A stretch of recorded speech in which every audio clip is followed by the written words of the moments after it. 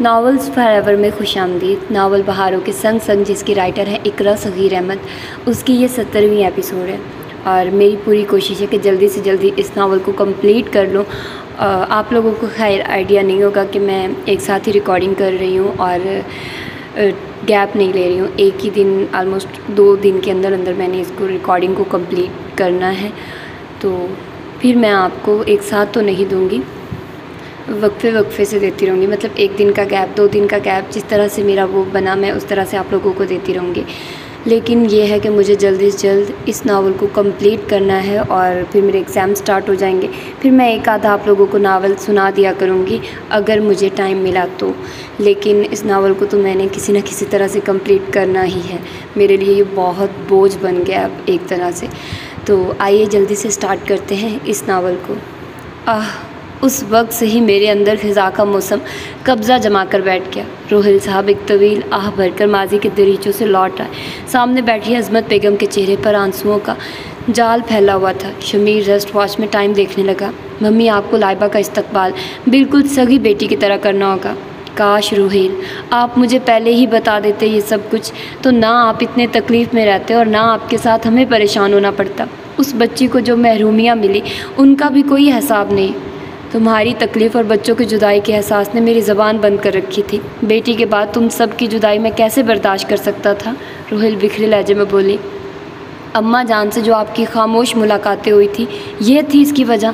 ہاں عظمی، تم سب سے مختلف بہانوں کے بعد میں واشنگٹن لائبہ سے ہی ملنے جایا کرتا تھا۔ 6 ماہ کی عمر تک تو فاریہ بھابھی نے اس کی مکمل نگہداشت کی، مگر میری کوشش تھی لائبہ کے لیے کوئی اچھی مخلص سی آیا مل جائے تو میں لائبہ کو اس کے سپرد کر دوں، کیونکہ افتخار کے دونوں بچے ہی بہت شریر تھے۔ ان کی دیکھ بھال بھی ایک مسئلہ تھی اور بھابھی زیادہ وقت لائبہ کو دیتی تھی تاکہ اس میں کوئی احساس محرومی پیدا نہ ہو۔ اس طرح ان کے اپنے بچے احساس محرومی میں مبتلا ہو رہے تھے۔ پھر ایک دوست کے توسط سے میڈم سکینہ کا پتہ چلا۔ وہ بیوہ عورت تھی اور تنہا تھی، چائلڈ ہومز میں سروس کرتی تھی اور رہائش بھی ان کی قریب نہیں تھی۔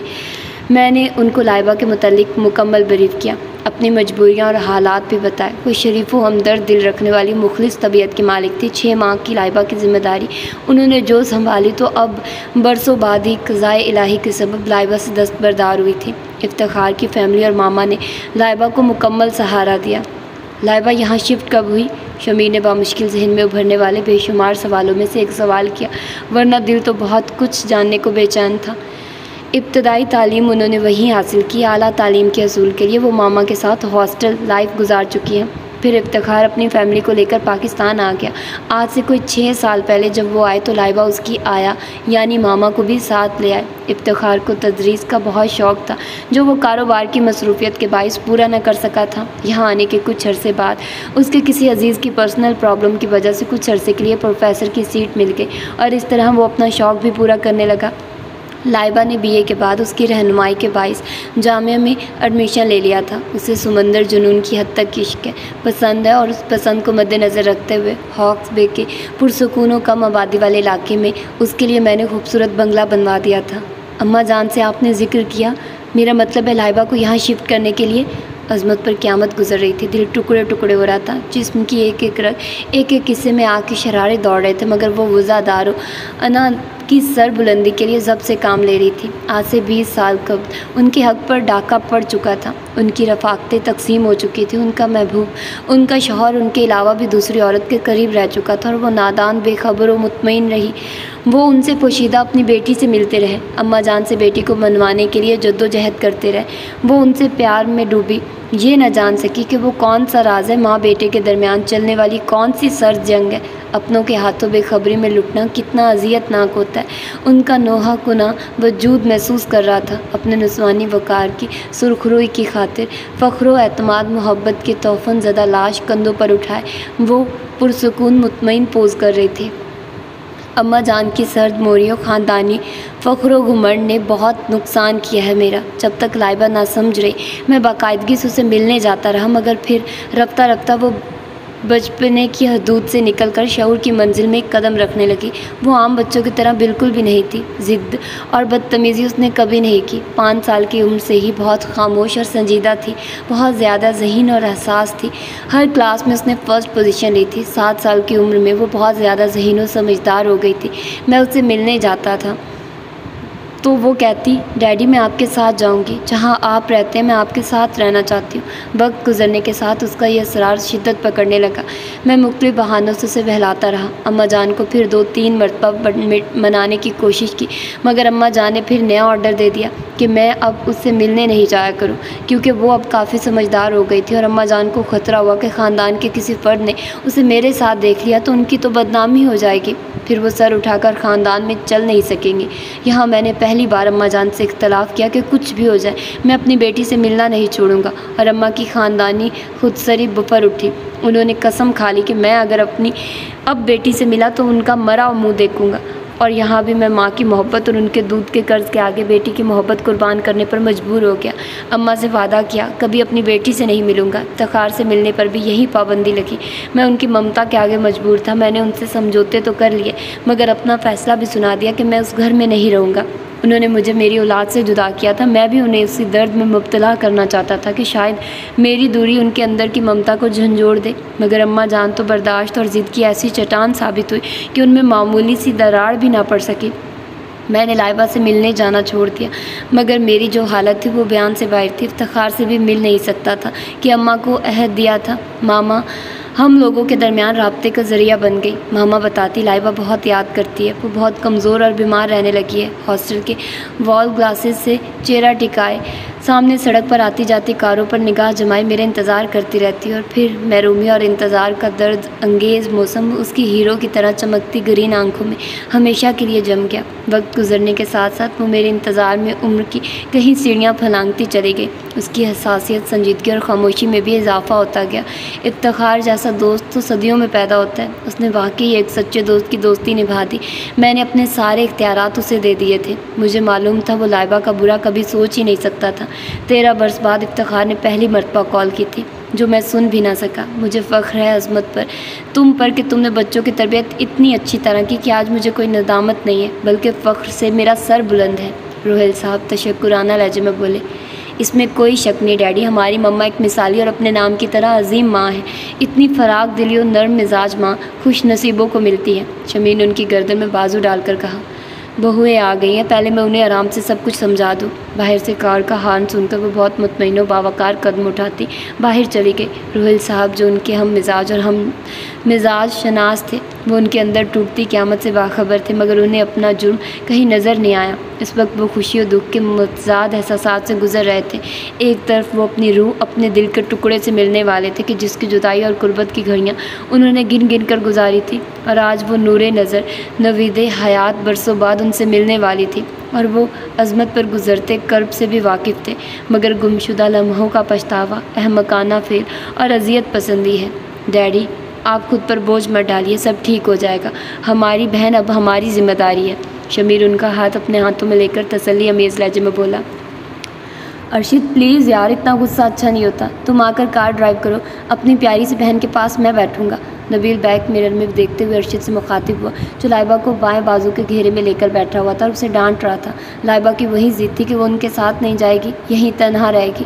دونوں نے اسے پیار سے بہت سمجھایا، مگر اس وقت لائبہ ہٹ درم اور ضدی بنی ہوئی تھی، وہ مان کر نہیں دے رہی تھی۔ ارشد اسے اٹھا کر کار میں بٹھا چکا تھا، وہ صرف اسے کنٹرول کرنا چاہ رہا تھا کہ راستے میں کوئی گڑبڑ نہ ہو، اور وہ کامیاب بھی رہا تھا۔ لائبہ نے پہلے اس کے بازو کے گھیرے سے نکلنے کی بھرپور کوشش کی، مگر ناکام ہونے کے بعد خاموشی سے آنسو بہانا شروع کر دیے۔ نبیل کو یہ اچھا نہیں لگ رہا تھا۔ یہ سمجھتی ہے ہم دشمن ہیں اس کے، جبکہ ہم بہن کی محبت میں پاگل ہو رہے ہیں۔ میں جتنی محبت کرتا ہوں پھر دماغ بھی ایسے ہی درست کر دیتا ہوں۔ اوکے ابھی تو پلیز اپنا موڈ درست کرو، ہماری بہن ساتھ رہے گی تو ہمارے مزاج کو بھی سمجھ آئے گی۔ نبیل نے غصے سے چہرہ ان دونوں کی طرف کیا تھا۔ جو حکم بگ برادر، اور میرا سٹائل ہی کچھ ایسا ہو گیا کہ میری محبت بھی لوگوں کو خوف میں مبتلا کر دیتی ہے۔ ارشد کے بیچارگی بھرے لہجے پر نبیل بے ساختہ ہنس پڑا۔ لوگوں سے مراد شاید تمہاری ذہنی ہے، اس وقت تو فی الحال میری بہن ہے صرف۔ وہ خاموشی سے آنسو بہاتی لائبہ کے بالوں کو چوم کر بولا۔ باتوں کے دوران راستہ طے ہوا تھا، کار وائٹ گیٹ سے اندر داخل ہوئی۔ सरसब्ज वसी लॉन के वسط में वो खूबसूरत महल नुमा बंगला बड़ी शान और तमतराक से खड़ा था। पोर्टिको में 3 कारें पहले से मौजूद थी। नबील ने कार रोकते हुए हॉर्न बजा दिया था। अरशद उसका हाथ पकड़कर कार से बाहर निकल आया। नबील भी उसके हमरा पोर्टिको अबूर करके संगे मरमर से बनी रविश पर चलने लगा। हॉर्न सुनकर अंदर से कहीं चेहरे बरामद हुए थे। पुरतजस्सुस व इश्तियाक अमीज़ उसके एहसासात जैसे मुंजमद हो गए थे। उसे ना अपनों से मिलने का इश्तियाक था और ना हसरत। सब महसूसात पर जैसे बर्फ़ जम गई थी। दिलो दिमाग में सिर्फ मामा की अब्दी जुदाई का दुख लावा बनकर दहक रहा था। दिल का दर्द आंसुओं की सूरत में रवा था। उसके दाएं तरफ नबील था जिसने उसका हाथ बड़ी मोहब्बत और नरमी से थाम रखा था। बाएं तरफ अरशद था जिसके गुस्से और हट धर्मी के बायस वो यहाँ आने पर मजबूर हुई थी। वो अजीब शख्स था जिसकी मोहब्बत में भी गुस्सा और सख्ती शामिल थी और वो उससे खौफजदा हो गई थी। Welcome sister. एक दराज कद वजीह नौजवान एक ही जश्न में 3 सीढ़ियाँ फलांग कर उसके रूबरू पहुँचा था और बहुत अपनायत से उसे गले से लगाकर पेशानी पर बोसा दिया। ये शमीर है, आपके 3rd नंबर भाई, यानी हम दोनों से छोटा ही है। तुमसे तो फिर भी बड़ा हूँ, वो झुककर उसे शोखी से बोला। खलंडर अंदाज, शोखो शंग मुस्कुराता लहजा। उसने बेख्तियार उसकी तरफ निगाहें उठाई थी। वो उसी तरह मुस्कुराता हुआ उसे अपनायत से थामे रविश से मलहक 3 सीढ़ियाँ अबूर करके उन 3 खवातीन की तरफ ले आया। कैसी हो बेटी?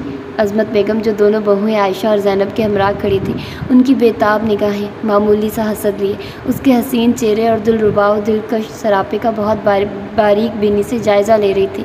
ब्राउन काटन के शिकन आलूद लिबास में बिखरे बालों, मुतर्रम आंखों और बैरान चेहरे के बावजूद उसका नोखेज़ सोगवार हुस्न निगाहों को खेज़ कर रहा था। मशरिक़ व मग़रिब के संगम का बेहतरीन शाहकार थी। जब बेटी इतनी खूबसूरत है तो क्या माँ कम हसीन होगी? मर्द तो हुस्न व शबाब का दीवाना अज़ल से है। क्या रुहैल ने फ़ातिमा को महज मजबूरी के तहत अपनाया था? ऐसे होशरुबा क़यामत खेज़ हुस्न के तिलस्म में जब भी मेरा वजूद गुम कर बैठे। औरतों वाला खुसूसी हासदाना और कीन परवर बॉग्स उनकी रग रग में सराहियत कर गया। उस वक्त लाइबा का वजूद उनकी अज़वाजी ज़िंदगी के पुरसुकून पुरकैफ सालों पर बदनुमा दाग बनकर लगा था। उसका वजूद इस बात की मजबूत दलील था कि रुहैल किसी और का भी रहा था। उन्होंने बहुत शिद्दत से अपने अंदर की औरत के नफ़रत भरे जज्बात को मारने की कोशिश की थी, मगर वह बुफरी हुई। अपने हकूक़ की तक़सीम, अपने प्यार के बंटने पर मातम कुना औरत को नहीं बहला पाई। मगर इस वक्त उनके खलूस और ज़र्फ़ व बर्दाश्त का इम्तिहान था। तीनों बेटों और बहुओं की निगाहें उनकी तरफ उठी थी। उन्होंने बहुत ज़ब्त से अपने जज्बात छुपाकर उसको आगे बढ़कर सीने से लगाया था और उसके बुखार की शिद्दत से गर्म होते वजूद को अपनी आगोश में छुपा लिया था। उसकी पेशानी पर बोसा देते वक्त उन्हें वही महक महसूस हुई जो नबील, अरशद और शमीर के वजूद से महसूस होती थी, मगर इस वक्त वो उनकी बर्दाश्त से बाहर थी। उन्हें लाइबा को प्यार से सीने से लगाते देखकर उन सब की पुरतजस्सुस आंखों और चेहरों पर सुकून व इत्मीनान छा गया था, जबकि लाइबा ने एक गहरी निगाह उनके चेहरे पर डाली थी। ये मम्मी है हमारी और तुम्हारी, ये मामा से ज़्यादा प्यार देंगी तुम्हें, अरशद मुस्कुराते हुए बोला। फिर शमीर ने दोनों छोटी बड़ी भाभियों से उसका तारुफ करवाया। वो दोनों भी बड़ी मोहब्बत और गर्मजोशी से मिली। उन सब के हमरा वो अंदर बढ़ गई। उसकी मतलाशी निगाहें किसी और को बेख्तियार इधर उधर ढूंढ रही थी। वो वजूद अब भी मंजर से गायब था। हालात देख रही हैं आप बेटा, फिर भी आप शहर से बाहर जाने का सोच रही हैं? मिसेस तौफीक कवल से मुखातिब हुई, जो मुल्तान जाने की इजाज़त मांग रही थी। हालात की वजह से ही तो मैं यहाँ से जाना चाह रही हूँ, वो मुस्कुराई। कुछ दिन इंतज़ार करो, हालात बदल जाएं तो फिर चली जाना। मम्मी, हालात बदलने की कोशिश की जाएगी जब भी तो बदलेंगे। यहाँ तो हालात बिगाड़ने की साजिशें कामयाब हो रही हैं। सबके दावे और अज़्म महज बयानात और तकरीरों की हद तक रहते हैं, अमली कदम कोई नहीं उठाता। फायरिंग, हंगामों और बम ब्लास्टिंग में हलाकों ज़ख्मी होने वालों के ज़ख्म और तकलीफ़ आप देखेंगी तो नफ़रत हो जाएगी आपको ऐसे दावे और वादे करने वालों लोगों से। बेगुनाह सफाकी से कत्ल किए जाने वाले अफराद के लवाहकीन की दर्दनाक आहें और आहुजारियाँ आपकी रातों की नींदें उड़ा देंगी। पिछले दिनों जो फायरिंग से एक औरत हलाक हुई थी, उसका शौहर उसकी मौत के सदमे से दिमागी तवाज़ुन खो बैठा है और उसके 2 बच्चे जो 1 और 2 साल की उम्र के हैं वो बेसहारा हो गए। वो नौजवान जो अपनी 1 हफ्ते की बेहता बीवी के लिए गजरे खरीदने घर से निकला था, घर वापसी उसकी लाश की सूरत में हुई। और एक शख्स जो सड़क से गुजरते हुए अचानक होने वाली फायरिंग का शिकार हुआ, जानती हैं उसके कंधों पर कितनी जिम्मेदारियां थीं। उसके खुद के 7 छोटे बच्चे हैं, बेवा बहन और उसके 4 बच्चे, 2 जवान बहनों और बूढ़े माँ बाप का इकलौता बेटा और पूरे कुनबे का वाहिद कफील था वो। ایک زندگی سے کتنی زندگیاں، کتنی امیدیں، کتنی آرزوئیں وابستہ ہوتی ہیں۔ ایک زندگی کی موت میں کہیں زندگیوں کی موت ہوتی ہے۔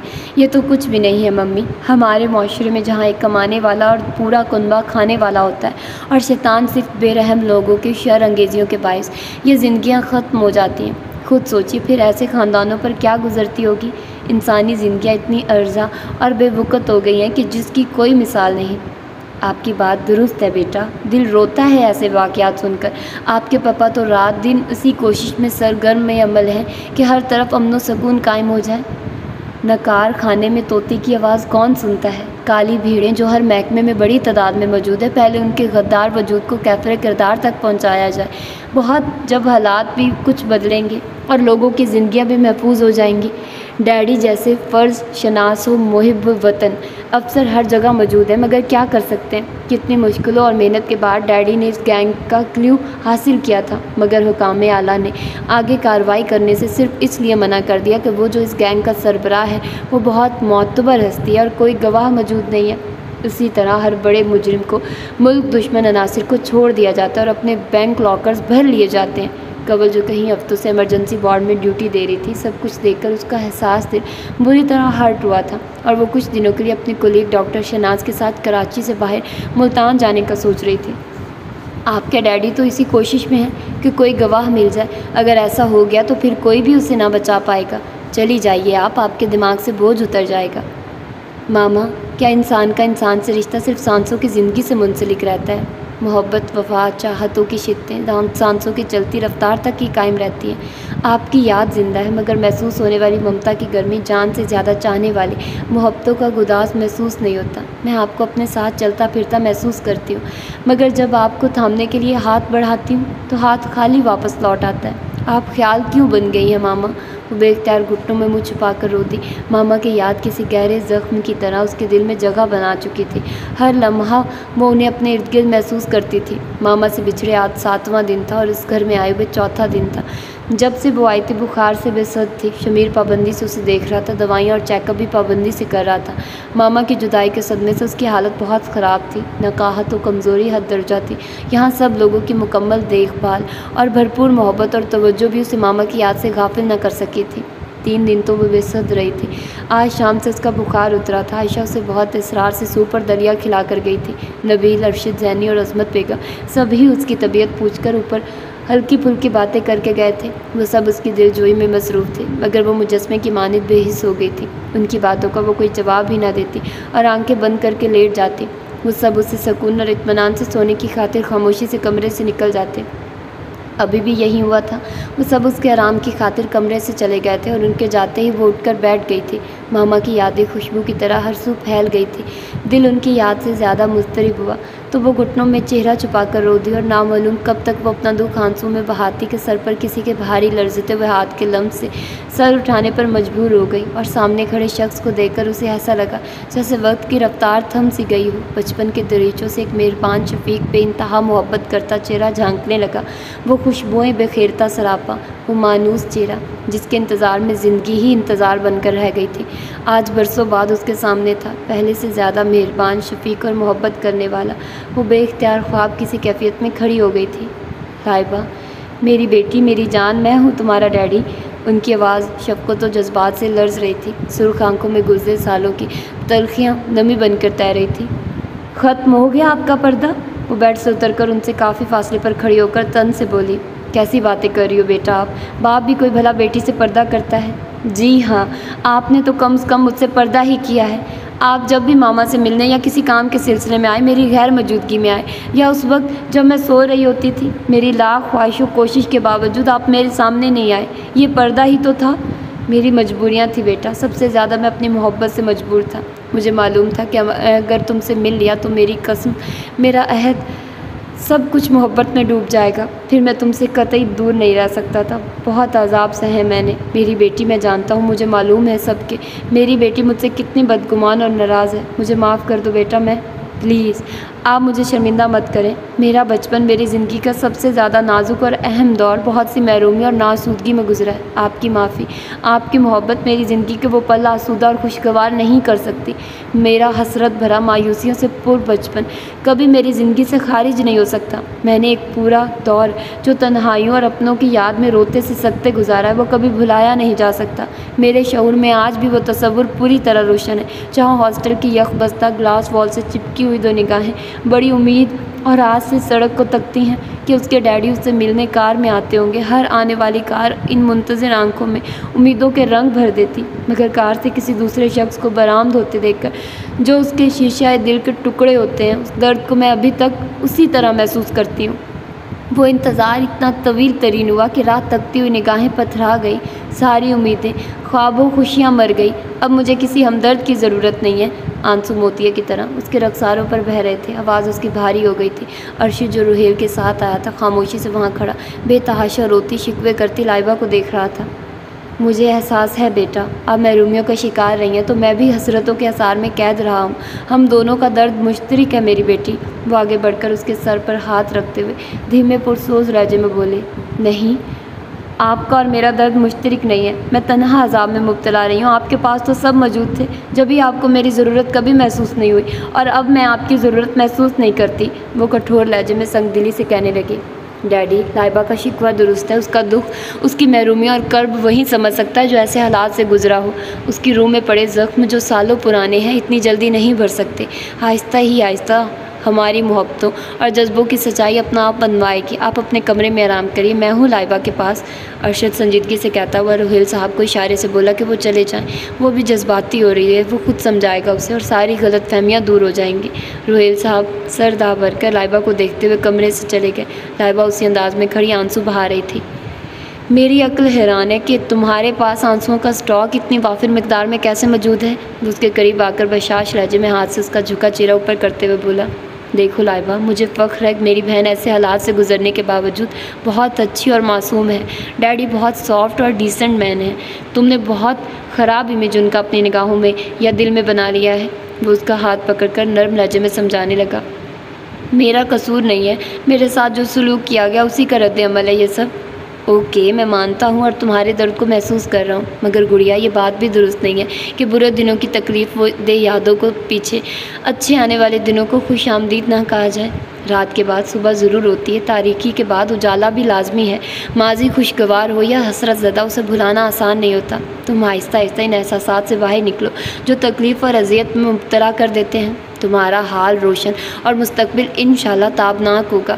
ڈیڈی بھی تمہارے بغیر اتنے ہی بے چین اور پریشان رہے ہیں۔ گھر کی کوئی خوشی انہوں نے خوشی سے نہیں منائی، ان پر ہر وقت ایک بیزاری اور تنہائی کی کیفیت طاری رہتی تھی۔ ان 3-4 دنوں میں وہ جتنے پرسکون اور مطمئن نظر آئے ہیں، ہم لوگوں نے انہیں اتنا پرسکون کبھی نہ دیکھا تھا۔ آپ بیٹھ جائیے نا، اس کا دھیما محبت و شفقت بھرا انداز اسے اپنی بد اخلاقی کا احساس دلانے لگا۔ بدلتے حالات نے اس کا لہجہ اور انداز بدل دیے تھے، مگر اب خود ہی اسے ان لوگوں کی سچی بے ریا محبت اور اعلیٰ ظرفی پر رشک آنے لگا تھا کہ اس کی اس قدر بیگانگی، ہر درمی اور بدتمیزی کے باوجود وہ لوگ مخلص و ہمدرد اور پیار سے لبریز تھے۔ تم بھی بیٹھو، اپنے دل سے بدگمانی اور ناراضگی کا زہر نکال دو۔ بہت خواہش تھی کہ ہماری بھی کوئی بہن ہو جس کے خوبصورت وجود سے گھر میں بہار آ جائے، اور یہ خواہش اس طرح پوری کی اللہ تعالیٰ نے کہ واقعی ایک پری جیسی پیاری سی بہن دے دی۔ ہماری خوشیوں کا تو کوئی ٹھکانہ ہی نہیں ہے، اور تم ہو کہ ہم سے بات کرنے پر رضامند نہیں۔ سچ بتاؤ، کیا ہم بہت برے ہیں؟ نہیں، آپ لوگ تو بہت اچھے ہیں۔ تو پھر بھائی کہو، یہ اجنبیت کیوں؟ کیا بھائی کا ارمان نہیں تھا تمہیں؟ اوہ بھائی! وہ بے اختیار اس کے سینے سے لگ کر بلک اٹھی۔ اسے بھائی کے وجود کا احساس بڑی شدت سے ایک سر پھرے شخص نے کبھی بڑی حد درمی سے دلوایا تھا، آج وہ معتبر ہو گئی تھی۔ اس کی عزت کے محافظ، غیرت مند اور توانا بھائی موجود تھے۔ اب وہ اپنا انتقام لے سکتی تھی، وہ اس کی ساری زیادتیوں کا انتقام لے گی۔ اس نے بفرے انداز میں سوچا۔ ارشد نے بڑے دلار سے اس کے آنسو صاف کیے تھے۔ واہ بھائی واہ، شکر ہے رب کا جو تمہاری یادداشت لوٹ آئی، کم از کم تم نے ہمیں بھائی تو مانا۔ شمیر مسکراتے ہوئے اندر داخل ہوا تھا، اور اس کے ساتھ نبیل، عائشہ، زینب بھی مسکراتے اس کی طرف بڑھے۔ مسرتوں سے ان کے چہرے چمک رہے تھے۔ کینٹ اسٹیشن پر اس وقت زبردست گہما گہمی پائی جاتی تھی۔ آگے جاتے لوگوں کا ہجوم، سامان اٹھائے بھاگتے دوڑتے، کلی، کولڈ ڈرنکس، چائے اور دوسرے کھانے پینے کی اشیاء فروخت کرتے لوگوں کی بھاگ دوڑ دیکھنے سے تعلق رکھتی تھی۔ شمائلہ تابش کا ہاتھ پکڑے بہت شوق و حیرانی سے ادھر ادھر دیکھ رہی تھی۔ انور فرسٹ کلاس ڈبے میں ان کا سامان سیٹ کروا رہا تھا، اور وہ جس کی زندگی کا پہلا اور انوکھا سفر تھا، یہ سب کچھ بڑی خوشی اور حیرانی سے دیکھ رہی تھی۔ تابش کی کیفیت بھی اس سے مختلف ہرگز نہ تھی۔ اے شمائلہ، سب سامان رکھ لیا تھا نا یاد سے؟ لو بھلا دیکھو، بالکل ہی خوشی سے باولی ہوئی جا رہی ہے۔ ادھر آ کر بھائی کے ساتھ سامان لگوا لو، کچھ رہ نہ گیا ہو۔ خوشی کی تو بات ہے نا امی، سچ مجھے تو ابھی تک یقین نہیں آ رہا کہ ہم ریل کا سفر کریں گے۔ ہاں باجی، مجھے بھی یہ سب خواب جیسا لگ رہا ہے، تابش گردن ہلا کر بولی۔ اس خواب کی تعبیر تو جب معلوم ہوگی جب تم 2 دن کا سفر کر کے لاہور پہنچو گی۔ بیٹھے بیٹھے کمر اور ٹانگیں درد کرنے لگیں گی، برتھ پر بھی سکون کی نیند نہیں آئے گی۔ بھائی آپ ابھی سے ڈرا رہے ہیں؟ شمائلہ کے انداز پر وہ بے اختیار مسکرا دیا۔ خیال رکھنا بیٹا اپنا۔ اجمل صاحب جو ایک ہفتہ قبل ہی لوٹے تھے خاموشی سے کھڑے تھے، بہت دیر بعد اس سے مخاطب ہوئے۔ ان کے لہجے میں شفقت و محبت تھی۔ جی ابو، آپ بھی اپنا خیال رکھیے گا۔ باپ پہلی بار اتنی اپنائیت و خلوص سے مخاطب ہوا تھا، وہ جو بچپن سے اپنی محرومی اور غربت کے باعث اپنے باپ کو خوب سمجھتا تھا، جس کی لاتعلقی و بے حسی نے اسے غلط راستے پر چلنے پر مجبور کر دیا تھا۔ وہ نفرت و ناراضگی ان کی آج کی اس اپنائیت نے توڑ دی تھی۔ دل کے کسی تشنہ گوشے میں آسودگی چھانے لگی، مگر لہجے کی اجنبیت لفظوں میں پنہاں تھی۔ ہاں بیٹا، خیال رکھنا اپنا۔ افشا کے ساتھ بھی کبھی کبھی چکر لگاتے رہنا، تنہائی کا احساس بھی نہیں ہوگا۔ ہم بہت جلد آ جائیں گے۔ خورشید اس کے قریب آ کر اپنائیت سے بولی۔ السلام علیکم۔ انور جو ماں اور بہنوں سے باتوں میں مصروف تھا، خلاف توقع کنول کو سامنے دیکھ کر گڑبڑا گیا۔ وہ لائٹ یلو کڑھائی والے فراک سوٹ میں خوبصورت لگ رہی تھی۔ اس کے اشتیاق امیز متلاشی نگاہیں ان کے چہروں سے ہو کر شمائلہ کے چہرے پر رک سی گئی تھی۔ وعلیکم السلام ڈاکٹر صاحبہ، آپ یہاں کیسے؟ انور نے اپنے کنفیوز لہجے پر بمشکل قابو پایا تھا۔ میں ملتان جا رہی ہوں، میری دوست تو آگے نکل گئی ہے، میں آپ کو دیکھ کر رک گئی کہ آپ کی مسز سے اسی بہانے ملاقات ہو جائے گی۔ اس کے چہرے پر عجیب سا رنگ تھا، بشاش لہجے کی اداسی صرف انور ہی محسوس کر سکا تھا۔ اماں، یہ ڈاکٹر صاحبہ ہیں، انہوں نے ایک دفعہ میری جان بچائی تھی، بری طرح زخمی ہوا تھا میں اس حادثے میں۔ یہ میری والدہ ہے اور یہ بہنیں ہیں، شمائلہ اور تابش۔ اس نے عجلت بھرے انداز میں تعارف کروایا تھا۔ آپ کی مسز ساتھ نہیں ہے کیا؟ شمائلہ کی طرف سے وہ مطمئن ہو گئی تھی۔ ان سے ملنے کے بعد وہ انور سے دوبارہ مخاطب ہوئی۔ اجمل صاحب اندر سیٹ پر بیٹھ چکے تھے۔ بھائی کی مسز ہوں گی تو ساتھ ہوں گی، بھائی کی تو ابھی منگنی بھی نہیں ہوئی ہے، ہم لڑکی تلاش کر رہے ہیں۔ مگر آپ سے کس نے جھوٹ بول دیا کہ بھائی شادی شدہ ہیں؟ سوری، میں ہی غلط فہمی کا شکار ہو گئی تھی۔ انور کو نگاہیں چراتے دیکھ کر وہ مسکراتے ہوئے بولی۔ اس کے چہرے پر اطمینان کے رنگ چھا گئے تھے۔ میں نے آپ سے اس جذبے کو کچلنے کے لیے جھوٹ بولا تھا جو آپ کی آنکھوں کے علاوہ میرے اندر بھی ہلچل مچانے لگا تھا۔ خورشید شمائلہ وغیرہ کے سیٹوں پر پہنچنے کے بعد وہ کنول کے ہمراہ چلتا ہوا سنجیدگی سے کہہ اٹھا۔ اس کا لہجہ پورا اعتماد تھا، اس کی کم گوئی بے اعتمادی و احساس کمتری وقت کے ساتھ ساتھ رخصت ہو گئی تھی۔ جو جذبے دل کی زمین سے جنم لیتے ہیں، ان کی جڑیں روح کی گہرائیوں میں دفن ہوتی ہیں۔ ہم انہیں جتنا بھی چاہیں کاٹ دیں یا کچل دیں، ان کی جڑیں ہمیشہ زندہ رہتی ہیں۔ ڈاکو اور ڈاکٹر کبھی ایک صف میں کھڑے نہیں ہو سکتے۔ پیدا تو سبھی معصوم ہوتے ہیں، یہ حالات اور خیالات انسان کو ڈاکو یا ڈاکٹر بناتے ہیں۔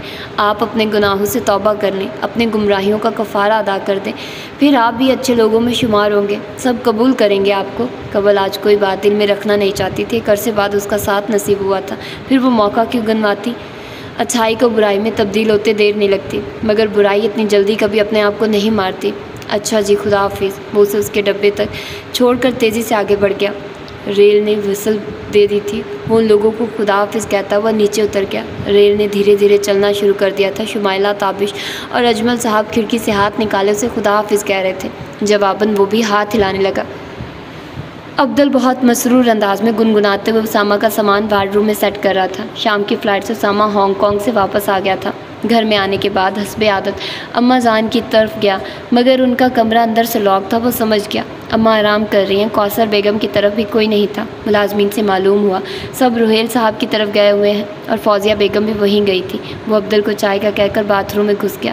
بات لینے کے بعد ٹاول سے بال خشک کرتا باہر نکلا تو عبدل اس کا سامان وارڈ روم میں سیٹ کر کے چائے بنا رہا تھا۔ اس کے سانولے چہرے پر ایسی ہی مسرت اور اطمینان تھا جیسے کسی بیوی کا شوہر عرصہ بعد گھر لوٹے تو اس کے دل کی کلیاں کھل جاتی ہیں۔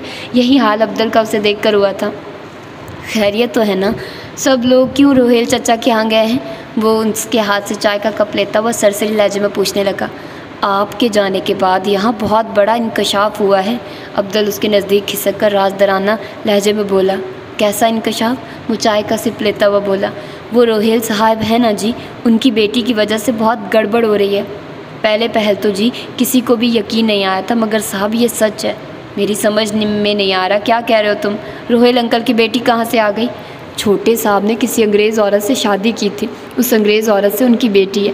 یہ راز بہت عرصے سے چھپا ہوا تھا، اب ظاہر ہوا ہے، وہ اس وجہ سے کہ وہ لڑکی جس ملازمہ کے پاس رہتی تھی اس کا انتقال ہو گیا، اور اس طرح وہ اب ان کے گھر میں ہے۔ اماں جان اس راز سے واقف تھی، انہوں نے بہت ہنگامہ مچایا اس لڑکی کے وہاں آنے پر۔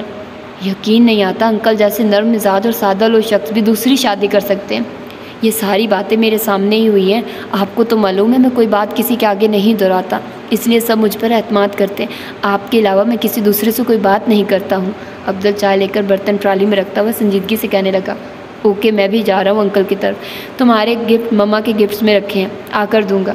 انکل کی دوسری شادی اور ایک عدد بیٹی کے وجود کی خبر اس کے لیے کسی دھماکے سے کم نہیں تھی۔ اسے یقین نہیں آ رہا تھا کہ یہ حقیقت ہے۔ وہ کار کی چابی اٹھا کر تیزی سے کمرے سے نکل گیا۔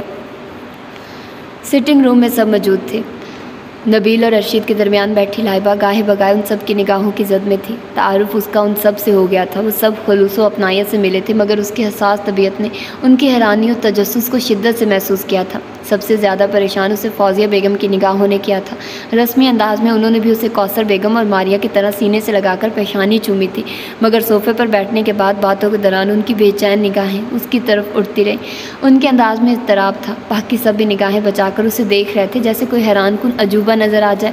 ان کی نگاہوں میں شوق بھی تھا اور پسندیدگی بھی، خلوص بھی تھا اور اپنائیت و مربت کے رنگ بھی، مگر فوزیہ بیگم کے انداز میں محبت بھی تھی، گھبراہٹ بھی، الفت بھی۔ بڑی عجیب، نافہم اور الجھا ہوا انداز تھا ان کا۔ وہاں اس وقت کافی اور ڈرائی فروٹ کا دور چل رہا تھا۔ زینی اور عائشہ نے ملازمہ کی مدد سے سب کو کافی سرو کر دی تھی۔ ڈرائی فروٹ کی ٹرے بھی سب کے قریب موجود تھی، وہ بھی اپنے اپنے مگ لے کر ان کے قریب صوفے پر بیٹھ گئی۔ روہیل صاحب کچھ دیر قبل ان کے درمیان سے اٹھ کر گئے تھے۔ عظمت بیگم جو کوثر اور فوزیہ بیگم کے درمیان بیٹھی تھی، چہرے پر اطمینان و بے فکری کے رنگ پھیلائے انہیں وہ واقعات سنا رہی تھی جس کے سبب روہیل صاحب نے دوسری شادی کی اور لائبہ کی ان مصلحتوں کے تحت ان سے دور رہی۔ ان کے لہجے میں لائبہ کے لیے محبت تھی، روہیل کے لیے ہمدردی کا جذبہ تھا۔ انہوں نے معمولی سا بھی یہ محسوس ہونے نہیں دیا کہ روہیل کے تقسیم ہونے کی خبر مستزاد اس پر اس کی ہم منصب کی کوکھ سے جنم لینے والی زندہ حسین حقیقت نے انہیں اندر سے زخمی کر دیا ہے۔ وہ اپنی محبت، اعتماد، مان اور غرور کی لاش خود اٹھائے ہوئے مسکرانے پر مجبور ہے۔ بہت عظیم ہے آنٹی، آپ نے جتنی فراغ دلی سے سب کچھ تسلیم کیا ہے، آج کل اتنی صابر، سادہ اور کشادہ دل کوئی عورت نہیں ہو سکتی۔ ماریہ کا دھیما لہجہ عقیدت سے چور تھا، اس نے عظمت بیگم کا ہاتھ اٹھا کر اپنے لبوں سے لگا لیا تھا۔ بہت درست کہہ رہی ہے عظمت، واقعی تم نے جس سمجھداری اور بردباری سے سب برداشت کیا ہے وہ قابل ستائش ہے، اور روہیل نے یہ نکاح مجبوری میں ہی کیا ہے اور یہ حق بھی ہے۔ اس نے مذہب کی خاطر یہ قدم اٹھایا، اس کا صلہ تو اللہ دے گا، مگر اپنوں کے ہوتے ہوئے بھی بچی نے گھروں میں پرورش پائی۔ یہ بچی کے لیے محرومی اور ٹھکرائے جانے کا افسوسناک مقام ہے، مگر اماں جان، انہوں نے آ بھری، جو بہتر سمجھتی ہے وہی کرتی بھی ہیں۔ آپ کو خواہش بھی بہت تھی نا بیٹے کی، دیکھیے اللہ نے کیسے گھر بیٹھے بیٹی دے دی۔ فوزیہ بیگم نے لائبہ کے چہرے سے نگاہیں اٹھا کر ان کی باتوں میں حصہ لیا۔ چہرے پر اطمینان کے رنگ بکھرے ہوں تو جسم کے اندر ہونے والی ٹوٹ پھوٹ اور تکلیف سے کوئی واقف نہیں ہو سکتا، مگر درد چھپا کر مسکرانے کا فن بھی کسی کسی کو ہی آتا ہے، اور عظمت بیگم اس امتحان سے بھی بخوبی گزر گئی تھی۔ انہیں نارمل دیکھ کر سب نے ہی اس کڑوی حقیقت کو تسلیم کر لیا تھا۔ بھیا میں اپنے کمرے میں جاؤں؟ اس نے بچپن سے خود کو تنہائی اور سکوت میں گم پایا تھا۔ ہاسٹل کی روٹین معمول کے مطابق رہی تھی، وقت پر اٹھنا، وقت پر کھانا، وقت پر سونا، وقت پر پڑھنا، وقت پر کھیلنا۔ پھر پاکستان آ کر بھی یہی معمول رہا، بلکہ یہاں تنہائیاں اور بڑھ گئی تھی۔ جامعہ سے واپسی کے بعد گھر میں اس کا اور ماما کا وجود ہوتا، کم گو مطالعے کی شوقین ماما جو بہت آہستگی سے بات کرنے اور چلنے پھرنے کی عادی تھی، ان کے وجود سے کبھی آہٹ بھی محسوس نہیں ہوتی تھی، وہ بھی ان کے ہی انداز سیکھ گئی تھی۔ دونوں کی موجودگی کے باوجود کبھی گھر کی خاموشی میں ارتعاش پیدا نہیں ہوتا تھا، وہ سناٹے، خاموشیاں، سکوت اس کی عادت بن گیا تھا۔ اسے یہاں آئے 1 ہفتہ ہونے والا تھا، مگر اسے یہاں کچھ گھبراہٹ ہونے لگی تھی۔ نبیل کے بیٹے کا ہنسنا، رونا، کھلکھلانا، نبیل اور ارشد کے آفس جاتے وقت اور آتے وقت کی عائشہ زینب سارے دن شاپنگ اور کھانے پکانے کے مسئلوں پر بلند آواز میں مشورے کرتی، کبھی کسی رشتہ دار یا محلے کی ذات پر تبصروں کے ساتھ کہکے لگاتی۔ عظمت جو اکثر ان کا ساتھ دیتی تھی اور دونوں ٹائم ملازماؤں سے صفائی کرواتے ان کی ہدایتیں پورے گھر میں گونجتی ہیں۔ عظمت بیگم خود اپنی نگرانی میں صفائی کروانے کی عادی تھی اور اس گھر کا سب سے بڑا ہنگامہ شمیر تھا۔ اس کی شوخیاں اور شرارتیں، بھابھیوں سے چھیڑ چھاڑ، منع سے مستی اور عظمت سے لاڈ پیار، اس کی دھماکہ خیز ذات پورے گھر کی بنیادیں ہلا کر رکھ دیا کرتی تھی۔ بہت پر رونق ہنگامہ خیز زندگی تھی اس گھر میں۔ لائبہ بری طرح بخلا کر رہ گئی تھی۔ یہ الگ بات تھی کہ وہ بیماری کے باعث ابھی تک اپنے کمرے میں مقید رہی تھی۔ سب سے زیادہ شمیر نے اس سے فری ہونے کی کوشش کی تھی، مگر اس کی بیگانگی اور سرد موری کو اس کی بیماری اور دکھ پر محمول کر کے برا نہیں مانا تھا۔ ارشد اور نبیل سے وہ بہت مانوس ہو گئی تھی اور اپنے ماضی کا ایک ایک دکھ، محرومی اور انتظار کا کرب انہیں سنا چکی تھی، اور کل رات کو آنے والے افتخار صاحب کی کال نے یہ دھماکہ خیز خبر دے دی تھی کہ وہ اسامہ کی منقوہ ہے۔ یہ خبر جنگل کی آگ کی طرح پورے گھر میں پھیلی تھی۔ سوائے شمیر کے سبھی عزت حیران و پریشان تھے۔ اسے خود اس بات پر شدید حیرانی تھی کہ اس اہم ترین معاملے کی خبر اس کے سگے باپ تک کو نہیں تھی، اور یہی بات گھر میں سب نے جب روہیل صاحب سے دریافت کی تو انہوں نے جواز پیش کیا کہ جن دنوں نکاح ہوا وہ عمرے کی ادائیگی کے لیے گئے ہوئے تھے۔ وہاں سے واپسی پر بھی انہیں خبر یوں نہیں ہوئی کہ ماما سے صرف ان کی ملاقات تھی۔ اماں جان کی قسم کی وجہ سے افتخار صاحب سے ان کا کوئی رابطہ نہیں تھا۔ کوئی اہم بات اگر ہوتی تو دونوں کے پیغامات کا ذریعہ ماما ہی بنتی تھی، اور ماما بھی اس بات سے بے خبر رہی تھی۔ انہیں اس خبر کا ملال نہیں ہوا کہ ان کی بیٹی کا نکاح ان کی غیر موجودگی میں ہوا، بلکہ وہ بالکل لا علم رہے تھے۔ اس کے علاوہ گھر کے ہر فرد نے انہیں اس خبر سے بے حد خوش اور مطمئن دیکھا تھا، جیسے ان کی بھی منشا یہی رہی ہو۔ سب کی حیرانی و پریشانی انہوں نے یہ کہہ کر ختم کر دی تھی کہ انہیں افتخار پر مکمل اعتماد ہے۔ افتخار کو سب اختیارات انہوں نے سونپ دیے تھے۔ ان کا یہ فیصلہ درست اور دانش مندانہ ہے، اور دوسری اطمینان کی وجہ یہ تھی کہ وہ اسامہ کی ہر دھرمی ضد اور اپنی منمانی کی عادت سے اچھی طرح واقف تھے۔ ان کی بیٹی کی قدر اور اہمیت اب مستحکم ہو گئی تھی۔ گھر والوں کو بھی انہوں نے سختی سے تاکید کر دی تھی کہ جب تک اسامہ ہانگ کانگ سے آنے کے بعد حقیقت حال سے باخبر نہ ہو جائے کوئی فرد اس قصے کو نہ چھیڑے۔ زینی اور عائشہ نے اس موضوع پر اس سے بات کرنا بھی چاہی تھی، مگر اس کی خاموشی اور لاتعلقی دیکھ کر خاموش ہو گئی تھی۔ کیوں اپنے کمرے میں جاؤ گی؟ کیا اپنی ساس سے شرم محسوس ہو رہی ہے؟ شمیر جو اس کے صوفے کے پیچھے کھڑا تھا مسکرا کر سرگوشی میں شرارت سے لائبہ سے بولا، تم چپ کرو، ہر وقت اپنی ٹائیں جاری نہ رکھا کرو۔ ارشد نے غصے میں اسے ڈانٹا۔ غلط تو نہیں کہا میں نے، فوزیہ چچی اس کی ساس ہیں۔ کیا غلط اور کیا درست اس کا فیصلہ وقت کرے گا۔ ارشد جو لائبہ کے آنسوں کے درمیان ساری کہانی سن چکا تھا کہ کس طرح پہلے اس نے لائبہ کو ٹیز کیا، نفسیاتی کیس تک بنوا کر مشہور کر ڈالا، اور آخر میں جبراً اپنی ذات کی نیک نامی اور انا کی سرخروئی کی خاطر اسے پستول دکھا کر نکاح کرنے پر مجبور کیا۔ سب سن کر اس کی برادرانہ محبت اور مردانگی جاگ اٹھی تھی۔ اس نے فیصلہ کر لیا تھا جب تک اسامہ اسے باعزت و باوقار طریقے سے اپنا نہیں لے گا وہ تب تک کوئی مروت و دوستی درمیان میں آنے نہیں دے گا۔ وہ صرف اور صرف بہن کی حمایت و طرفداری کرے گا۔ اماں جان کی ضد سے وہ واقف تھا۔ ان دونوں کے درمیان اب تیسری جنگ اس کی بھی شامل ہو چکی تھی، حقوق کی پاسداری، چاہتوں اور خلوص کی بقا کی جنگ۔ لائبہ نے ایک نظر اس کے دہکتے چہرے پر ڈالی۔ میرے بھائی غیرت مند بہادر، کسی کی ہوس و چال بازی کا جال زیادہ دیر اب میرے گرد نہ رہے گا۔ اس کے اندر ٹھنڈی ٹھنڈی پھوار سی پڑنے لگی۔ ابھی صرف 10 ہی تو بجے ہیں، اتنی جلدی نیند کہاں آئے گی؟ نبیل اس سے بولا۔ السلام علیکم۔ بلو جینز وائٹ شرٹ میں اس کا اونچا مضبوط سراپا نمایاں خوبصورت تھا۔ وہ داخلی دروازے سے پردہ کھسکا کر اندر داخل ہوا تھا۔ اس کی بالکل اچانک و غیر متوقع آمد نے جہاں سب کو خوشی بھری حیرانی میں مبتلا کر دیا تھا، وہیں لائبہ جو خود کو اس صورتحال کے لیے ایک عرصے سے تیار کر رہی تھی، اب ارشد اور نبیل کا مضبوط سہارا پا کر وہ خود کو بہت پر اعتماد مضبوط محسوس کر کے ہر طرح کا مقابلہ کرنے کے لیے خود کو تیار کر چکی تھی۔ ایک دم ہی اس کی فطری بے اعتمادی و بزدلی اود کر آئی۔ اس سمے وہ یہ بھول گئی کہ وہ اب تنہا نہیں، ماں باپ کی بیٹی اور جان سے زیادہ چاہنے والے بھائیوں کی بہن ہے۔ لمحے بھر میں سب اس کے گرد جمع ہو گئے تھے۔ فوزیہ بیگم کے علاوہ دونوں خواتین بھی اس سے بہت اپنائیت سے ملی تھی۔ ماریہ، عائشہ، زینی بھی اس کے قریب کھڑی حال احوال دریافت کر رہی تھی۔ شمیر اور نبیل بھی باری باری اس سے گلے مل کر اس کے ٹور کے بارے میں پوچھ رہے تھے۔ وہ سب کے ساتھ بہت خوش اور مکمل لگ رہا تھا۔ وہ تھا ہی ایسا، جہاں جاتا وہاں چھا جاتا۔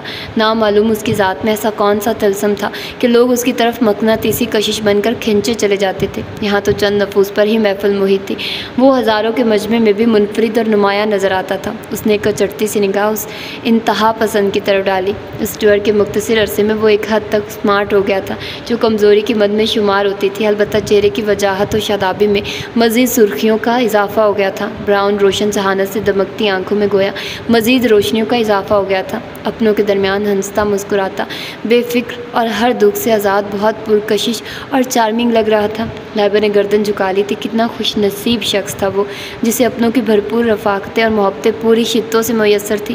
میں بھی تو اپنوں میں آ گئی ہوں، اب پھر مجھ میں اتنی سرخوشی اور اطمینان کیوں نہیں ہے؟ کیوں میں خود کو ان لوگوں میں، اس گھر، اس ماحول میں انفٹ محسوس کرتی ہوں؟ وہ شخص جو ساری عمر مجھ سے پردے میں رہا، جس نے ہر آسائش اور راحت دے کر یہ سمجھا کہ باپ ہونے کا حق ادا کر دیا، آج میرے سامنے اپنے مسائل لے کر، اپنی مجبوریوں اور زنجیروں کی داستان سنا کر بھی میرے دل میں وہ محبت، وہ لگاؤ پیدا نہ کر سکے جو کبھی مجھے ان کے انتظار میں محسوس ہوتا تھا۔ میرا ان سے مخاطب ہونے کو دل ہی نہیں چاہتا، اور وہ عورت جو بظاہر بہت محبت و اپنائیت سے میری ماں کا رول پلے کر رہی ہیں اور واقعی سگی ماں کی طرح مجھ سے پیش آتی ہیں، مگر میں اپنی انتہا درجے کو پہنچی ہوئی احساسیت و نگاہ شناسی اور محسوسات کی آگاہی کا کیا کروں، جو ان مہربان آنکھوں سے چھلکتی سرد مہری و ناپسندیدگی اول روز سے ہی محسوس کر چکی ہیں۔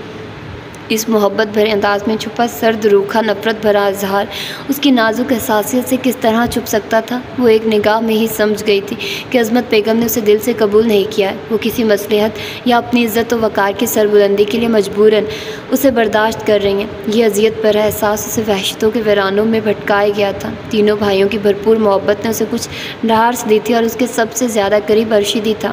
وہ جتنا غصے کا خراب تھا، اتنا ہی خیال رکھنے والا اور محبت کرنے والا تھا۔ پریشان ہو رہی ہو؟ اچھا، اپنے کمرے میں چلی جاؤ۔ ارشد اسے گمسم بیٹھا دیکھ کر نرمی سے بولا۔ میں جاؤں؟ مگر بھائی مہمان اعتراض تو نہیں کریں گے؟ وہ خشک لبوں سے بامشکل کہہ سکی۔ نہیں، ان سب لوگوں نے تم سے رسمی ملاقات کی ہے، یہ سب اماں جان کے خوف کے باعث ہے، ورنہ تم ان لوگوں کی موجودگی میں ان سے دور ہمارے درمیان نہیں بیٹھ سکتی تھی۔ ہیلو، کیا صوفے پر گوند لگا کر بیٹھے ہو؟ ان دونوں کے درمیان گفتگو جاری ہی تھی کہ اسامہ وہاں کر ارشد سے مخاطب ہوا۔ لائبہ نے گھبرا کر رخ پھیر لیا تھا، دل کی دھک دھک تیز ہو گئی تھی۔ ایئرپورٹ سے سیدھے آ رہے ہو؟ ارشد نے کھڑے ہو کر سنجیدگی سے بے تاثر انداز میں ہاتھ ملاتے ہوئے استفسار کیا۔ لائبہ رخ پھیرے کھڑی تھی۔ باقی لوگ کمرے سے چلے گئے تھے؟ نہیں، پہلے گھر گیا تھا۔ وہاں سے چائے پینے کے بعد عبدل سے معلوم ہوا کہ سب لوگ یہاں آئے ہوئے ہیں، تو یہاں چلا آیا کہ سب سے ملاقات ہو جائے گی۔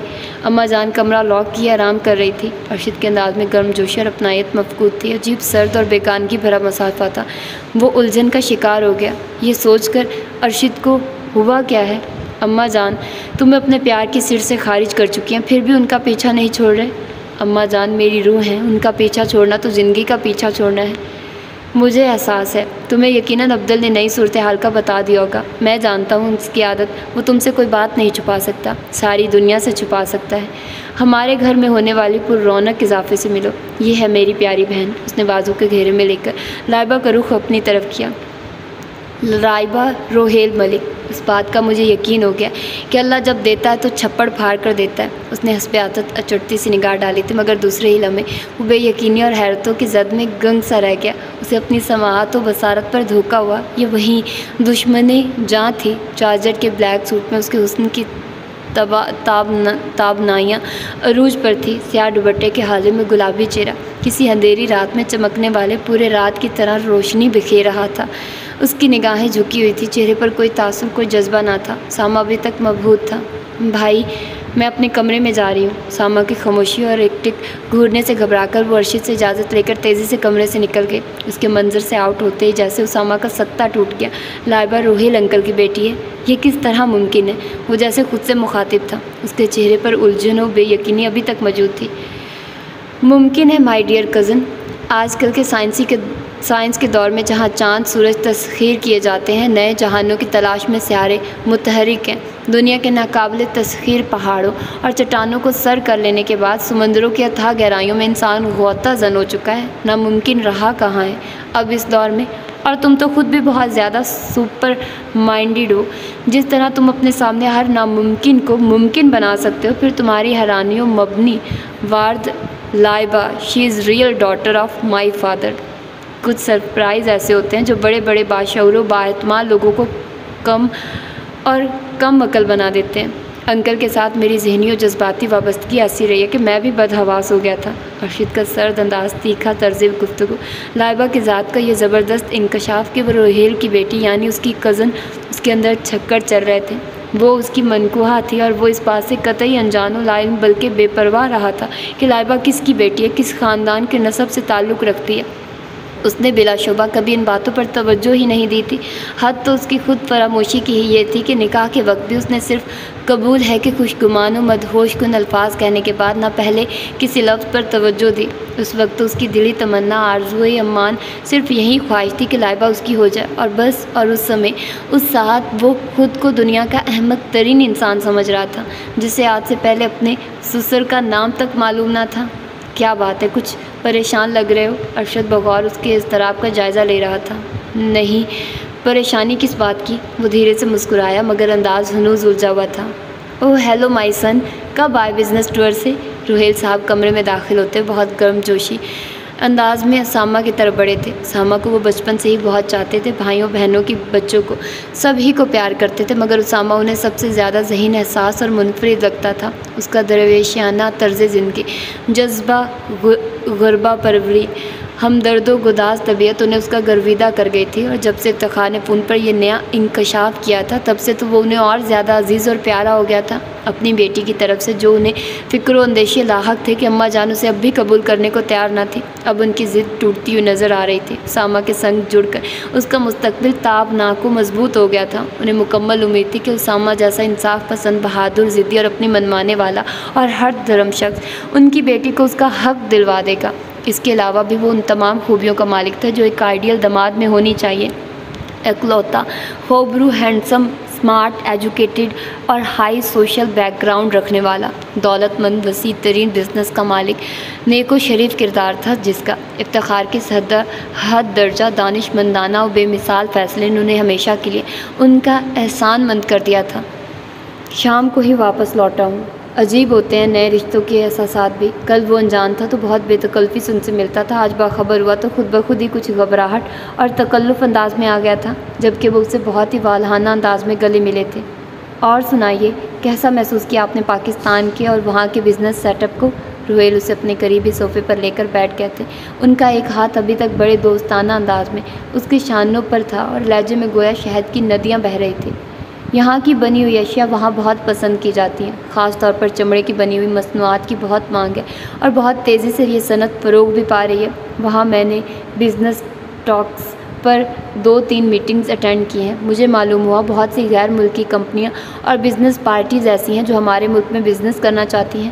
میں ان کے خوف کا باعث یہاں کی دہشت گردی، ہنگامے، فسادات، اس ملک میں بسنے والے ہم وطنوں اور ہم مذہبوں کو جانی و مالی تحفظ حاصل نہیں ہے، تو وہ اپنے تحفظ کا ذمہ کس سے لیں؟ ملک کو ضرورت ہے ملکی استحکام اور معیشت کو مضبوط کرنے کے لیے زر مبادلہ کی۔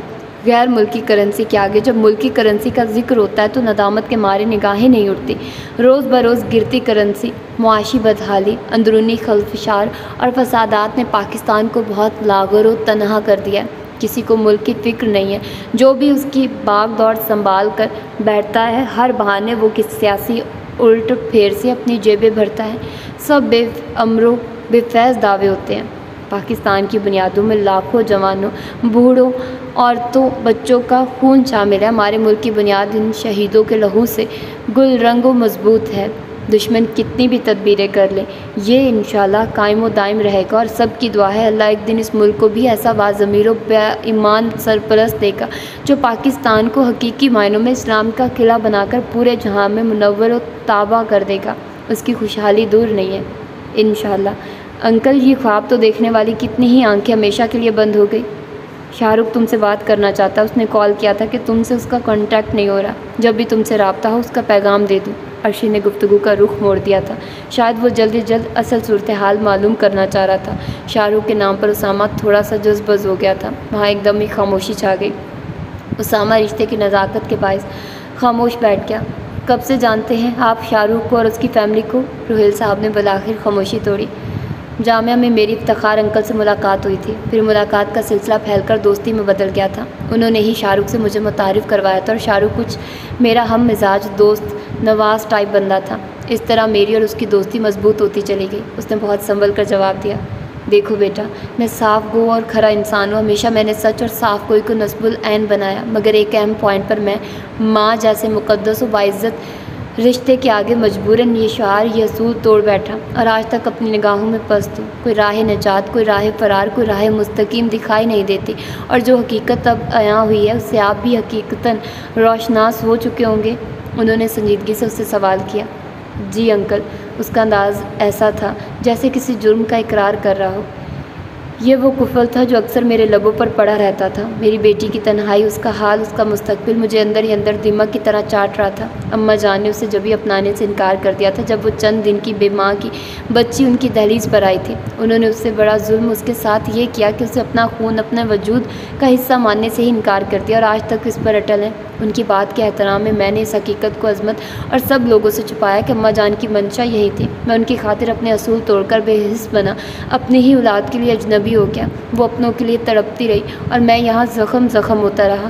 اماں جان نے عہد ایسا لیا کہ میں زبان کھول ہی نہ پایا، اور نامعلوم یہ سلسلہ کب تک چلتا کہ اس کی آیا کا انتقال ہو گیا، اور پھر اس طرح میری بیٹی اپنوں میں آئی۔ مگر اماں جان اسے ابھی بھی اپنانے سے گریزا ہے۔ ان کی وہی ضد ہے کہ وہ اسے اپنا خون نہیں مانتی۔ فاطمہ تو میری لاتعلقی و بے پرواہی کے جواب میں ایک بیٹی کا تحفہ دے کر چلی گئی۔ سوچتا ہوں کیا وہی زیادتیاں بیٹی کو بھی دوں؟ وہ مجھ سے ابھی بھی کبیدہ و منتفر ہے۔ افتخار انکل سے بات ہوئی آپ کی تو آپ کو انہوں نے یہ بھی بتایا ہوگا کہ… اس نے چند لمحے توقف کیا۔ لائبہ سے میں نکاح کر چکا ہوں۔ اس نے بھی دو ٹوک بات کرنے کی ٹھان لی۔ یہ بات پوشیدہ رکھنا احمقانہ فعل تھا۔ اس نے کلیئر بات کر دی۔ ہاں، اور اسی نکاح کی پاداش میں اماں جان نے تم سے بات چیت بند کر رکھی ہے، اور ان کا مطالبہ طلاق ہے۔ ارشد زہر خند لہجے میں بولا۔ کیا مطلب؟ اماں جان کو کیسے خبر کہ لائبہ میری بیٹی ہے؟ روہیل بری طرح بوکھلا گیا۔ اماں جان کو یہ معلوم نہیں ہے ڈیڈی کہ لائبہ سے اس نے نکاح کر رکھا ہے، اور انہیں جب یہ حقیقت معلوم ہوگی، جب نامعلوم، وہ کیا کریں گی؟ ارشد کا لہجہ ہنوز ترش تھا۔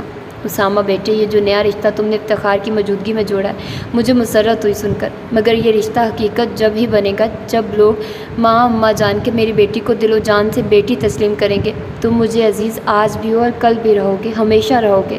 ارشد کا سرد مصافحہ ناگوار انداز اب اس کی سمجھ میں آیا۔ تو اب نئے امتحان کے لیے تیار ہو جاؤ اسامہ اسد ملک صاحب، اس نے خود سے کہا۔ اندر تک اس کی بے چینی و اضطراب پھیلتا چلا گیا۔ ارشد کے تیور اسے سخت ناگوار گزرے تھے۔ ارشد، تمہاری کال آئی ہے۔ ملازمہ کے ہمراہ عائشہ ٹرالی پر کافی کے علاوہ دوسرے لوازمات رکھ کر اندر داخل ہوتے ہوئے ارشد سے بولی، جبکہ اسامہ اس کے احترام میں کھڑا ہو گیا تھا۔ انور اسٹیشن سے ریل روانہ ہونے کے بعد کئی لمحے بے اختیار نگاہوں سے ریل کی پٹریوں کو گھورتا رہا۔ اس کے احساسات ناقابل فہم تھے۔ ڈاکٹر کنول سے ملنے کی خوشی اور حال دل کہہ دینے سے اطمینان و سرور سا مل گیا تھا، مگر اتنے حیران کن مورکے کے باوجود وہ اپنے اندر عجیب طرح کی بے چینی و گھبراہٹ محسوس کر رہا تھا۔ گھر والوں سے وہ پہلی مرتبہ جدا نہیں ہوا تھا، بلکہ اکثر و بیشتر وہ تو سرکار کے احکامات کی تعمیل میں کیے گئے کارناموں کے باعث انڈر گراؤنڈ رہتا تھا، اور گھر والوں سے پرانا بہانہ بنا دیتا کہ شہر سے باہر جا رہا ہے، اور حالات معمول پر آنے کے بعد پھر وہ گھر لوٹ آتا۔ اس کی جرائم پیشہ زندگی میں ماں، بہنوں اور باپ کی کوئی اہمیت ایک مدت تک نہیں رہی تھی، مگر پھر جس طرح آسودگی و خوشحالی سرکار کی عنایتوں کی وجہ سے گھر میں آنے لگی، پیٹ کو عمدہ غذا، تن کو بہترین کپڑا اور خوبصورت و آرام دہ رہائش کے ساتھ آسائش بھی میسر آئی، تو وہ ایک دوسرے کے قریب آ گئے۔ بہنوں کی محبتیں، ماں کی نرم و شیریں ٹھنڈی چھاؤں جیسی ممتا نے اس کے اندر کے نئے شخص کو ابھارا۔ اپنے گھر کی راحت، ماں بہنوں کی محبت سے وہ اکھڑ بد مزاج و خود غرض انور ایک دم ہی بدل گیا۔ اس نے کہیں گھر اور گھر والوں کو درخود اعتنا نہیں جانا تھا۔ پہلے کی طرح گھر سے دور رہنے کی نہیں، اسے گھر جانے کی لگتی تھی، جہاں ماں اور بہنیں اس کا سارا کام کیے اس کی منتظر رہتی تھی۔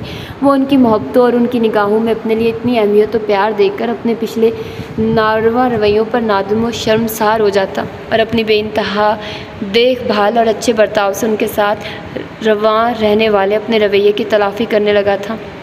زندگی بہت پرسکون اور خوشحال تھی۔ یہ الگ بات تھی کہ کنول کی محبت کا کنول اس کے دل میں کانٹا بن کر ہر دم چبھتا رہتا تھا، اور آج تو یہ کانٹا بھی گلاب بن گیا تھا۔ کنول کا واضح اقرار محبت اس کے دل کی کلی کھلا گیا تھا، مگر یہ وقتی مسرت تھی۔ اپنے اور اس کے درمیان حائل معاشرتی اور طبقاتی خلیج وہ کبھی نہیں پار سکتا تھا۔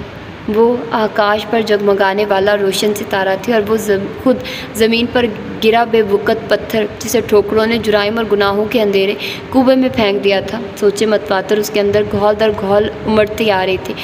خاصا وقت کلفٹن کے ساحل پر بلا مقصد گیلی ریت پر چہل قدمی کرنے کے باوجود دل پر چھائی مردنی مردنی اور احساسات پر چھائی قہر اور گہری ہوتی چلی گئی تو وہ بائک سٹارٹ کر کے سرکار کی جانب روانہ ہو گیا۔ شام کا سرمئی اجالا ہر سو پھیلنا شروع ہو گیا تھا، سورج غروب ہو چکا تھا، سرمئی اجالا سیاہ اندھیرے میں بدل گیا تھا۔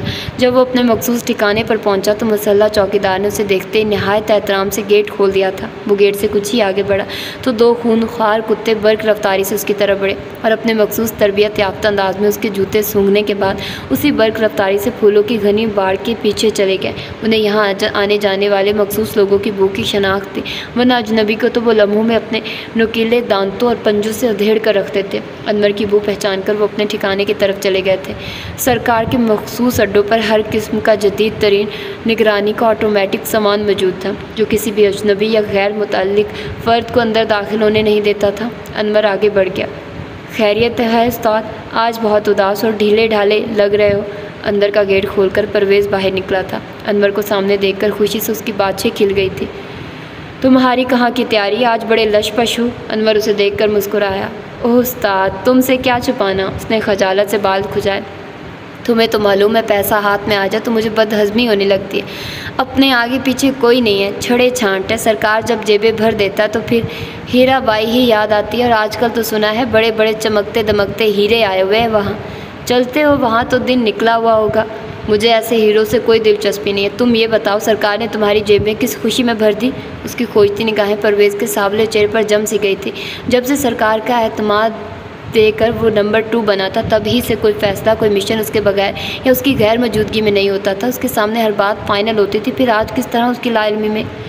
دراصل سرکار کو بڑی دیر میں انفارمیشن ملی تھی کہ حکومت کے عہدے پر فائز ایک اعلیٰ افسر اچانک کی ٹرین کے ذریعے کسی نجد دورے پر اپنے آبائی گاؤں جا رہے ہیں۔ یہ وہی افسر ہے جس نے سرکار کے خلاف بہت سارے ثبوت جمع کر لیے ہیں۔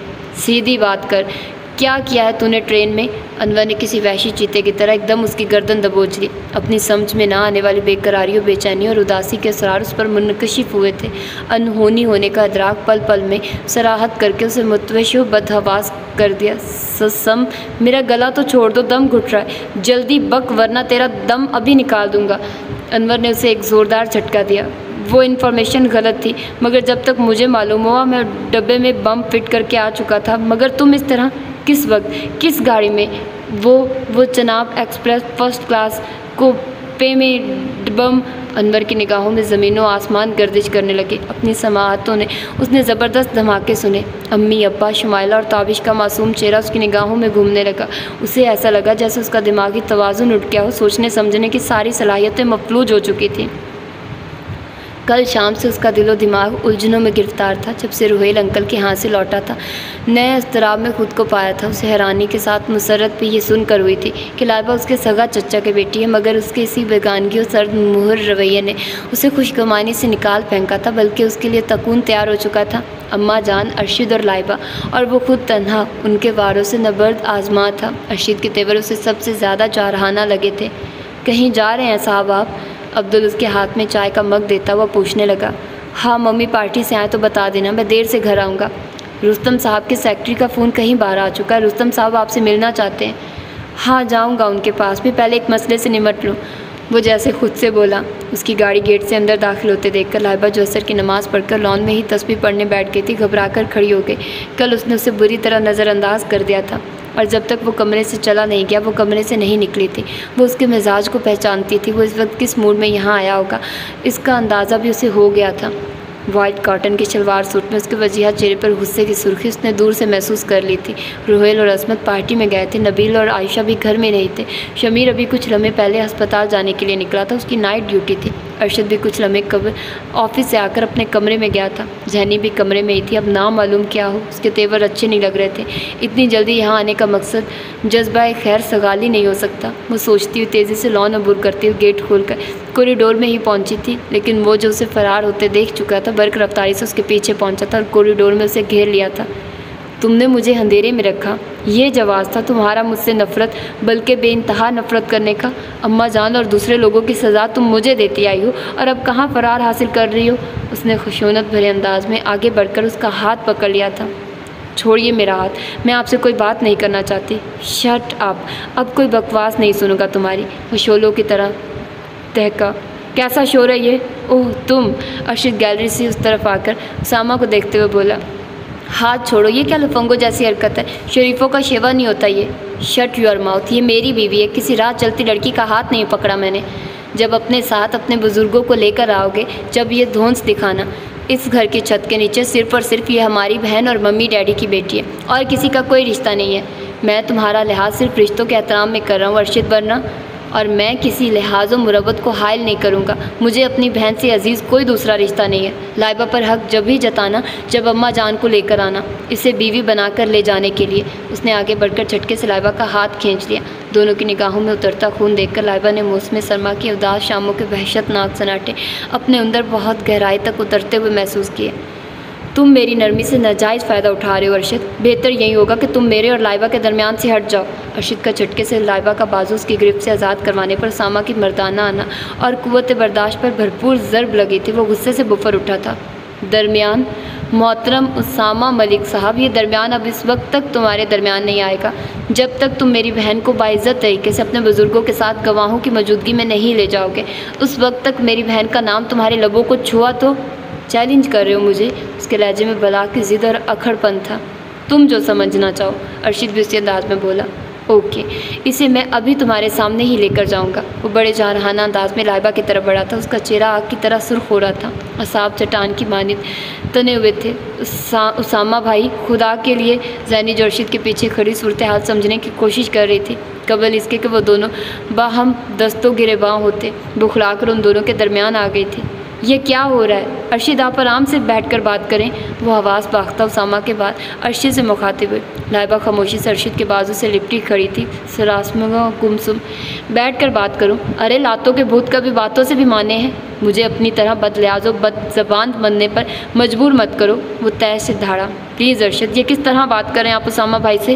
زینی اس کی طرف دیکھ کر بولی۔ شٹ اپ، یہ میری بہن کا معاملہ، یہاں تم نے کسی کی حمایت لینے کی کوشش کی تو زندہ زمین میں دفن کر دوں گا۔ دفع ہو جاؤ یہاں سے۔ ارشد نے جان بوجھ کر اسے بے عزت کیا تھا۔ وہ جانتا تھا اسامہ زینی کو سگی بہن کی طرح چاہتا ہے۔ بھائی بھابھی کا کوئی قصور نہیں ہے، آپ انہیں کچھ نہ کہیے۔ لائبہ سے زینی کی تذلیل و تحقیر برداشت نہ ہوئی تو اس نے پہلی بار زبان کھولی۔ کاش زینی کے رشتے کی زنجیر میرا راستہ نہ روکے ہوئے ہوتی تو میں تم جیسے بزدل کو ایسا سبق سکھاتا کہ آئندہ ساری زندگی تم کبھی خواب میں بھی اس توہین امیز جالہانہ انداز میں اسے نہیں پکار سکتے تھے۔ اس کی حسب خواہش اسامہ اس کی تذلیل برداشت نہیں کر سکا۔ آپ اندر چل کر بیٹھے اسامہ بھائی، چچی اور چچا جان آتے ہی ہوں گے۔ زینی نے موقع کے لحاظ سے خود پر کنٹرول کر لیا تھا، ورنہ ارشد کے رویے پر اسے خوف کے ساتھ ساتھ رونا بھی آ رہا تھا۔ نہیں، اب تو میں چلوں گا، مگر جلد ہی اس رشتے سے اس گھر میں داخل ہوں گا جس کی خواہش صالح صاحب کر رہے ہیں، مگر یاد رکھنا تنہا آؤں گا۔ اس کے تمسخرانہ لہجے میں خود سری اور ضد کی سرد آنچ تھی۔ اس کی برہم شعلے اگلتی آنکھیں چند لمحے لائبہ کو سفید پڑتے چہرے پر رکی، پھر وہ واپسی کے لیے مڑ گیا۔ زینی کے بہت روکنے کے باوجود وہ پلٹا نہیں تھا۔ میری بھی بات کان کھول کر سن لو، اس گھر کا گیٹ تم صرف کزن کی حیثیت سے عبور کر کے اندر دہلیز پار کر سکتے ہو، ورنہ سامنے نے پلٹ کر نہیں دیکھا تھا۔ وہ بہت اطمینان سے بے خوف انداز میں وہاں سے گزر کر پورچ تک پہنچا تھا۔ کار سٹارٹ کرتے وقت اس کی نگاہیں لائبہ کی فکر مند ہوتی نگاہوں سے ٹکرائی تھی۔ اس سرد موسم میں بھی اس کے اندر سخت تپش کا احساس جاگا تھا۔ جیپ سلگتی ہوئی بولتی نگاہیں تھیں۔ لائبہ ان سے چھلکتی بے رحمی و صفاقی سے لمحے بھر کو سہم کر رہ گئی۔ اس خودسر اور ہٹ دھرم شخص سے کچھ بعید نہ تھا۔ تو یہ تھی آج کی ایپیسوڈ۔ ہوپ تو کہ آپ لوگوں کو پسند آئی ہوگی، تو اپنا فیڈ بیک دینا مت بھولیے گا اور مجھے بتائیے گا کہ آپ لوگوں کو یہ کیسی ایپیسوڈ لگی۔ تو ملتے ہیں انشاءاللہ اس کی اگلی ایپیسوڈ میں۔ اپنا ڈھیر سارا خیال رکھیے گا، مجھے دعا میں یاد رکھیے گا۔ اللہ حافظ۔